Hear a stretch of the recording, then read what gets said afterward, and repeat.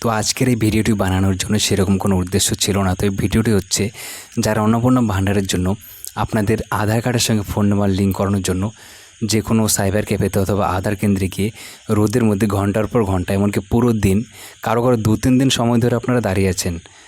আজকে যাচ্ছেন, কাজ হচ্ছে না, আবার পরের দিন যাচ্ছেন, তার পরের দিনও যাচ্ছেন, অথবা এরকম হচ্ছে সকালে গিয়ে সারা দিন আপনারা আধার কার্ডের সাথে ফোন নাম্বার লিঙ্ক করানোর জন্য দাঁড়িয়ে আছেন।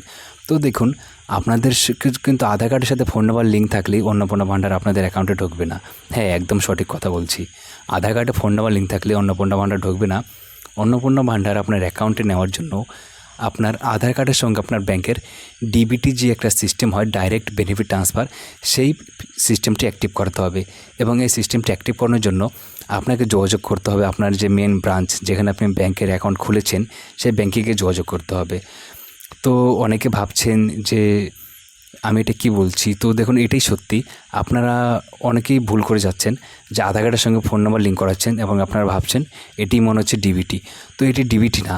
আপনারা যদি ডিবিটি লিঙ্ক করাতে চান, আপনারা সরাসরি ব্যাঙ্ক অ্যাকাউন্টে চলে যাবেন। আধার কার্ডের সাথে মোবাইল নাম্বার লিঙ্ক করে কোনো লাভ হবে না।